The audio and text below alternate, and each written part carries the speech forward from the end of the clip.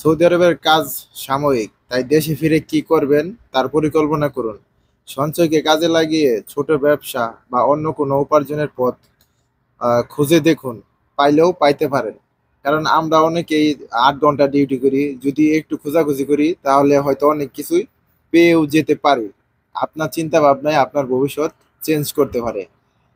খরচ নিয়ন্ত্রণ করবেন, কম বেতনে জীবনযাপন করতে হলে বাজেট তৈরি করে চলুন।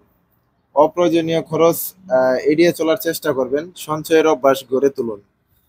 পরিবারে নিয়মিত টাকা পাঠানোর চেষ্টা করুন, কিন্তু নিজের খরচটা রাখার পরে আপনি চেষ্টা করবেন পরিবারে টাকা পাঠানোর জন্য। ঠিক আছে? পরিবারে আমাদের সবারই টাকা পয়সা দিতেই হবে। কিন্তু অনেকেই দেখা যাচ্ছে যে মাসে বেতন পাইলে ১,০০০ রিয়াল আরো ২০০ রিয়াল ধার কইরা বাড়িতে টাকা পাঠাইতে হলো। এটা খুব কম করার চেষ্টা করবেন।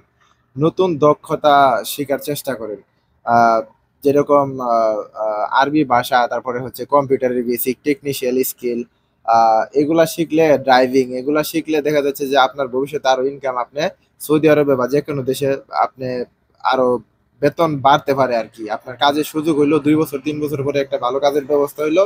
আপনি ওইখানে চইলা গেলেন। আপনার এই আপনি যে বর্তমানে যে কাজটা করতেছেন, এই কাজের পাশাপাশি আপনি সময় দিয়ে অন্য কোনো কাজ শিখেন। আর অবশ্যই স্বাস্থ্যর দিকে একটু খেয়াল রাখবেন।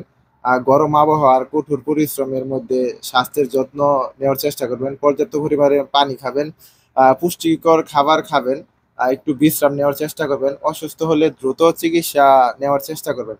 অনেকেই আমরা দেখা যাচ্ছে যে একটু জ্বর আসলে কি করি? ডাক্তারের কাছে যাইতে চাই না। প্যানাডল খাই, নাফা খাইয়া আপনারা অনেকেই শুয়ে থাকেন।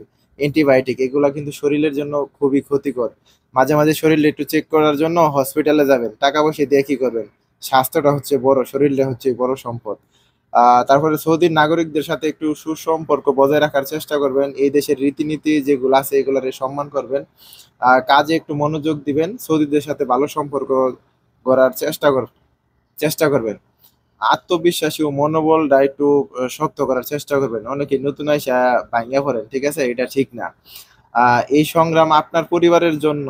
হতাশ হলে আপনার পরিবার, বন্ধুদের সাথেও আ মনে করলেন যে কথাবার্তা বললে মানে ভালো লাগবে না। যদি একটু হতাশা মনে হয়, নিজের একাকিত্ব মনে হয়, তাহলে বন্ধু-বান্ধব অথবা পরিবারের এবং মায়ের সাথে কথা বললেন একটু ভালো লাগবে। সৌদি আরব হচ্ছে, এটা হচ্ছে পবিত্র একটা জায়গা। এই দেশে একটু নামাজ-টামাজ পড়বেন যারা আসছেন। ধর্মীয় রীতিনীতি যেগুলো আছে এগুলা মাইনা চলার চেষ্টা করবেন। একটু বিকেলবেলা যদি সময় পান, অনেকের ৮ ঘন্টা ডিউটি, বিকেলবেলা একটু ঘোরাঘুরি করবেন, দেখবেন যে আপনার মনটা ফ্রেশ লাগতেছে। যখনই মনটা ফ্রেশ লাগবো, কাজ করতেও ভালো লাগবো। ঠিক আছে?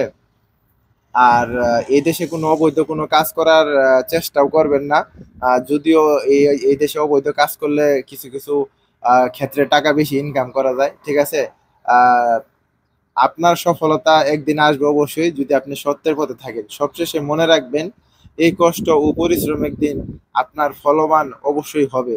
আল্লাহ আপনার প্রচেষ্টাকে বরকতময় করুক এবং সুখী সমৃদ্ধ জীবনযাপন করেন, এই দোয়াই করি। ভবিষ্যতে আপনার জন্য ভালো কিছু হোক। আল্লাহ হাফেজ। আসসালামু আলাইকুম ওয়া রাহমাতুল্লাহ।